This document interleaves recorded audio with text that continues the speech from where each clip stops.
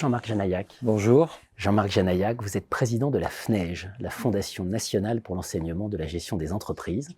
Vous êtes ancien président d'Air France KLM. Vous siégez aujourd'hui dans un certain nombre de conseils entre la Caisse des dépôts, Fnac Darty, etc. Donc vous êtes vraiment le représentant du monde professionnel à la FNEJ selon les statuts même de la Fondation. 2500 articles. Oui. Finalement, quand on les parcourt, qu'est-ce qu'on retient du présent de la Revue française de gestion aujourd'hui ? D'abord que une revue avec ces doubles caractéristiques est tout à fait nécessaire aujourd'hui. La Revue française de gestion est devenue la principale des revues françaises des sciences de gestion et de management. C'est pour un grand pays économique comme la France, c'est important d'avoir sa revue. Les Anglais ont la leur, les Américains Academy of Management Journal, je crois, tout à fait. Et Review. On la leur, donc c'est important d'avoir cette revue. C'est important d'avoir une revue généraliste parce que tous ces enseignants-chercheurs en sont allés, se polliniser, utiliser les méthodes, les techniques des autres et même en dehors de du secteur du management, avec bien sûr les mathématiques, la sociologie, la psychologie, le juridique. Donc c'est un lieu, un vecteur d'amélioration de la qualité de la recherche et la revue a accompagné, parfois précédé, en tout cas toujours analysé les mouvements importants qui, depuis près de 50 ans, ont bouleversé les objectifs, les processus, l'organisation des entreprises. Donc il y a eu là aussi un dialogue entre ce qui se passait dans les entreprises et les chercheurs qui analysaient, qui théorisaient et qui proposaient des pistes, des concepts qui permettaient d'améliorer les techniques de management dans les entreprises. Absolument. Depuis 30 ans, on ne compte plus les dossiers, articles consacrés, que l'on pourrait reclasser dans le cadre des objectifs du développement durable de l'ONU. Je ne résiste pas à citer votre dernier paragraphe. Dans l'environnement incertain que les entreprises connaissent, il est essentiel de disposer d'une revue telle la RFG, permettant de nourrir la connaissance et la réflexion des acteurs du monde de la gestion et du management, à la fois dans les établissements d'enseignement et les entreprises, pour améliorer l'efficacité de nos entreprises et du modèle économique et social du pays. Le futur de la Revue française de gestion, si là vous avez fixé une vision, le futur de la Revue française de gestion, vous avez évoqué le rapport Sudreau, évidemment tout le monde a en tête la loi Pacte, certains des auteurs de la Revue française de gestion ont été très à la manœuvre sur la loi Pacte, je pense notamment à l'école des mines. Comment vous voyez le futur d'une revue comme la RFG ?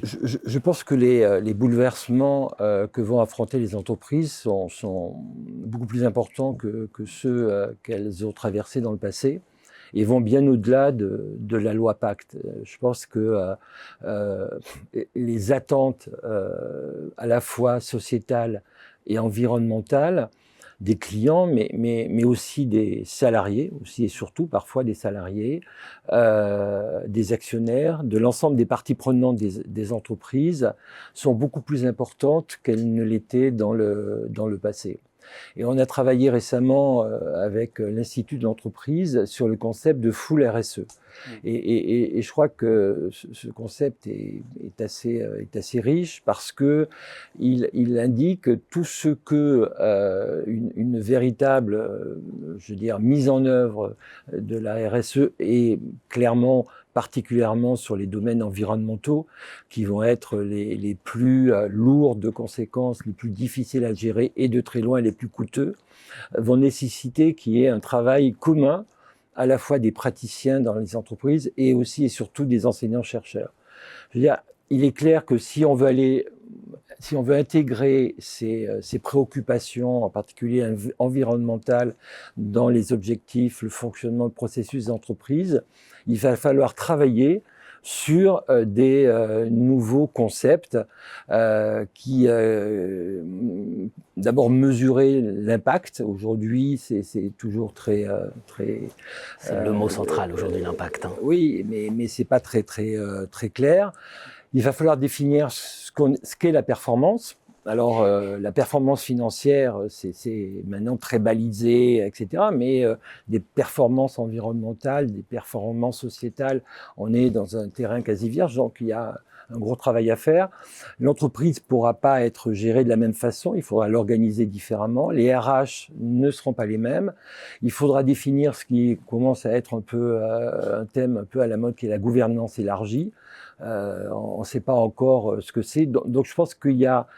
Et ces terrains, et c'est là le rôle de la Revue française de gestion, sont par définition des terrains interdisciplinaires à l'intérieur de l'entreprise. Donc là, il y a vraiment un travail considérable à faire pour donner aux entreprises les outils à la fois intellectuels et pratiques, de façon à bâtir demain des entreprises qui répondent véritablement aux attentes, je disais, de leurs salariés, de leurs clients, de leurs actionnaires.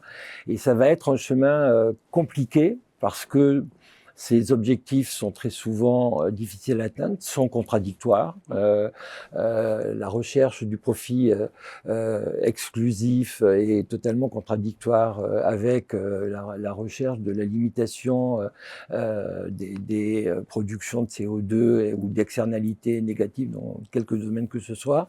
Donc il y a besoin de travailler ensemble entre les opérateurs et les théoriciens, les gens qui font de la recherche et qui réfléchissent à ces thèmes. Merci à vous. Merci.